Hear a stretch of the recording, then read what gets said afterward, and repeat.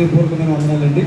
మరి వేదికను అలంకరించినటువంటి శాంతివర్ధనయ్య గారికి, అలాగే ఇసాకయ్య గారికి, కూడా వచ్చినటువంటి మీ అందరికీ కూడా నా హృదయపూర్వకంగా ఉన్నాను.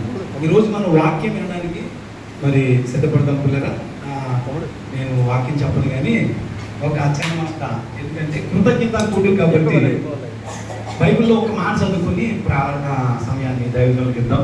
లూకా సువార్త 17వ అధ్యాయం, దయచేసి 17వ మాట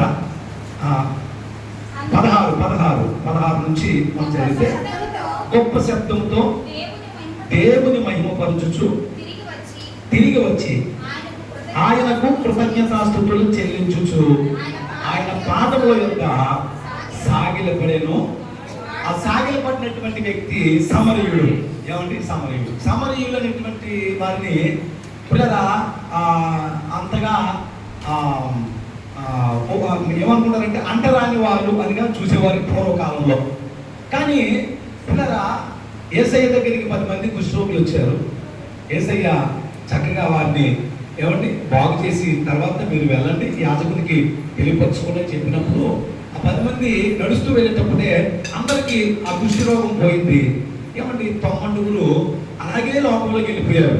కానీ ఒక్క వ్యక్తి మాత్రము దేవుడు చేసినటువంటి ఆ గొప్ప కార్యాన్ని బట్టి దేవుని దగ్గరికి మళ్ళా తిరిగి రావాలని చాలా ఇష్టపూర్వకంగా వచ్చాడు. ఆయన వచ్చి యేసయ్య దగ్గరికి వచ్చి యేసయ్యకు కృతజ్ఞత చెప్పాడు. యేసయ్య, ఇదిగో మీరు చెప్పినట్టుగా నా కుష్ఠరోగం పోయింది కనుక నేను మరి మీరు చేసినటువంటి ఈ గొప్ప కార్యానికి మీకు నమస్కారం చెల్లించడానికి, నేను స్తుతించడానికి, ఆరాధించడానికి అయ్యా నీ దగ్గర నేను ఉండాలనుకుంటున్నానని కృతజ్ఞత చెప్పాడండి. భూమి మీద పిల్లల మేలు పొందుకున్న తర్వాత, ఉపకారం పొందిన తర్వాత, ఆశీర్వదించబడిన తర్వాత, అన్ని బాగున్న తర్వాత పిల్లల దేవునికి కృతజ్ఞత చెప్పడం చాలా మంది దేవుని పిల్లల్లో లోపం కనపడతా ఉంటారు. కొంచెం ఏమండి కొద్దిగా పైకి ఎదిగేటప్పటికి అందరినీ మర్చిపోతాం, దేవుణ్ణి మర్చిపోతాం. కానీ నాకు ఈ వాక్యం ఎందుకు చదివించానంటే అండి, పాస్టర్ గారితో పరిచయం అయిన దగ్గర నుంచి ఏమంటే ఈ కృతజ్ఞత కూట పెట్టినప్పుడు నన్ను ఖచ్చితంగా పిలవడం, ఏమంటే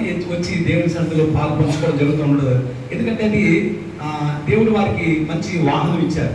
దానిని బట్టి ప్రతి సంవత్సరం కూడా దేవునికి కృతజ్ఞత తెలియపరచడం చాలా సంతోషకరమైన విషయం అండి. పుట్టినరోజులు చేసుకుంటాం, పెళ్లిళ్ళ రోజు చేసుకుంటాం.